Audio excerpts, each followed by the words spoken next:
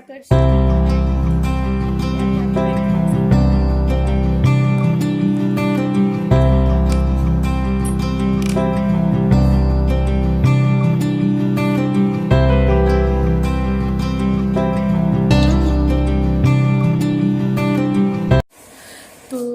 देखा आप लोगों ने मैंने किस तरह से अपने बेटे को बुक रीडिंग करा के उसी में उसको क्वेश्चन आंसर भी समझा दिए, जो भी राजस्थान से रिलेटेड था और वहाँ का क्लाइमेट कैसा था और जैसा भी मतलब लेसन के अंदर था बुक में, तो मैंने उसको अच्छे से रीड करा के समझा दिया है।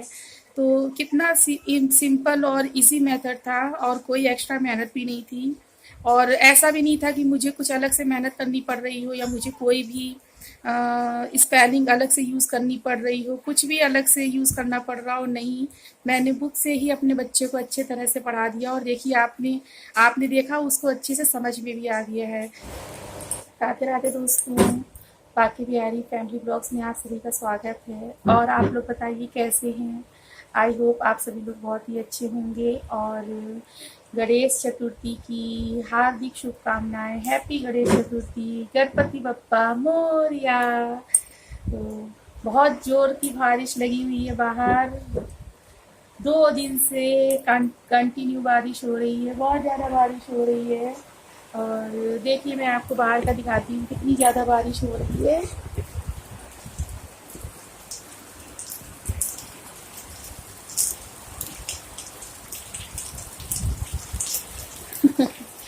बहुत ज़्यादा बारिश हो रही है।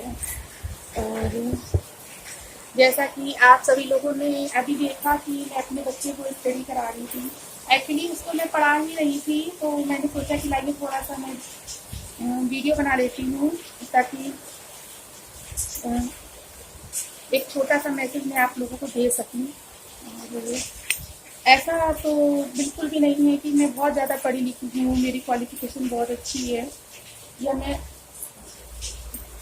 अपने बच्चों को बहुत ज़्यादा अच्छा पढ़ा लेती हूँ, ऐसा कुछ भी नहीं है, कुछ भी नहीं है। बट हाँ, मैं अपने बच्चे को बहुत अच्छा पढ़ाने की कोशिश करती हूँ। मैं जिस तरीके से भी उसको मतलब समझ में आए, मैं उस तरीके से उसको पढ़ाने की कोशिश करती हूँ। क्या करती हूँ, जैसे अभी मैं बुक रीडिंग करा रही थी उसको, तो अगर किसी चीज़ को भाई मैं भी मतलब आप जैसे आप सब पेरेंट्स हैं उसी तरह से मैं भी पेरेंट्स हूँ और बहुत से पेरेंट्स वेल एजुकेटेड हैं, तो वो बहुत अच्छे तरीके से पढ़ा लेते हैं अपने बच्चे को, सब कुछ समझ लेते हैं। पर जब मुझे कुछ कन्फ्यूज़न रहता है, वैसे तो मोस्टली पढ़ा ही लेती हूँ, अगर कुछ कन्फ्यूज़न रहता है तो मैं उसी चीज़ पे फोकस करती हूँ। तो उसको अगर मैं ट्रांसलेट नहीं कर पा रही हूँ, जब कभी ऐसा हो जाता है, शायद जब कभी ऐसा हो जाता है, फिलहाल ऐसा अभी तक तो हुआ नहीं है, अब आगे का पता नहीं क्योंकि अब तो बच्चा मेरा 4th क्लास में है।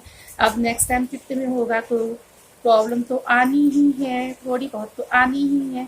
फिलहाल इंग्लिश में तो मुझे प्रॉब्लम नहीं होगी, फिर देखते हैं आगे किसी चीज़ में प्रॉब्लम आती है तो जब मुझे किसी चीज़ में प्रॉब्लम आती है, अगर मैं उस चीज़ को नहीं समझ पा रही हूँ या समझ पा रही हूँ तो उसे समझा नहीं पा रही हूँ, कुछ भी ऐसा अगर थोड़ा बहुत रहता है, तो फिर मैं उसी सेंटेंस में फोकस करती हूँ या उसी स्पेलिंग में फोकस करती हूँ और उसको उसी ही तरह से पढ़ाने की कोशिश करती हूँ।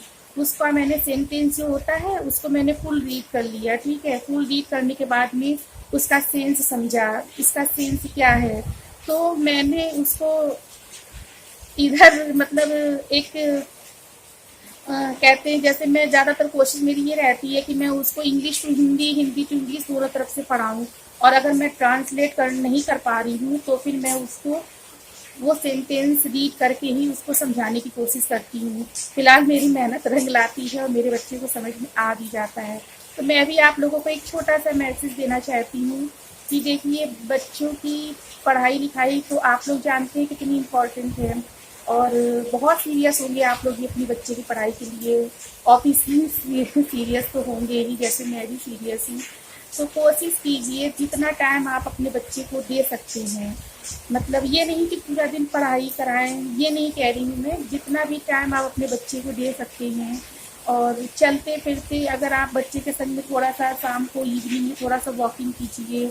नहीं बाहर जा सक रहे हैं, अगर आपके घर में छत पे जाइए, अपनी टेरेस में जाइए, अपनी गैलरी में टहलिए, और प्लांट्स लगे हुए हैं, तो बच्चों को मतलब जिस प्लांट्स के बारे में आपको अच्छी नॉलेज हो तो आप उसको समझाने की कोशिश कीजिए, क्योंकि साइंस में प्लांट्स की ही ज़्यादा वो रहती है। तो आप लोग मेरी बात को समझ रहे होंगे कि मैं क्या कहना चाहती हूँ।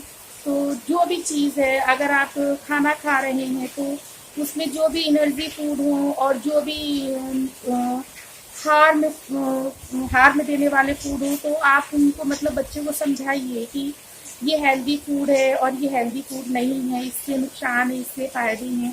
तो मोस्टली मुझे लग रहा है कि साइंस एक तरीके से आपके बच्चे की एक क्लास की जो रहती है सेकंड थर्ड तक की, तो इसी तरह से ही रहता है बच्चों का कोर्स। तो आप लोग उनको इस तरह से काफ़ी जानकारी दे सकते हैं। तो आपको ज़्यादा मेहनत भी नहीं करनी पड़ेगी और आपके बच्चे को भी हर चीज़ की नॉलेज होती चली जाएगी। इसमें प्रोटीन है, इसमें विटामिन है, इसमें कार्बोहाइड्रेट। तो आधी प्रॉब्लम तो यूं ही पेरेंट्स की सॉल्व हो जाती है। बस क्या है ना, आपको हर चीज़ में दिमाग लगाना पड़ेगा। दिमाग वैसे नहीं लगाना, दिमाग ऐसे लगाना है। अगर पानी बरस रहा है, बच्चे आपके भीग रहे हैं, तो आपको समझाना है। अगर बच्चे आपके आइसक्रीम खाने की जिद कर रहे हैं तो आपको उसके बेनिफिट्स भी बताने हैं, उसके नुकसान भी बताने हैं। तो ये आपको दिमाग लगाना है। अगर आपने अपने बच्चे को फ्रूट्स खिलाए हैं, एप्पल खिलाए हैं, तो आपको एप्पल के बेनिफिट अपने बच्चे को बताने हैं। और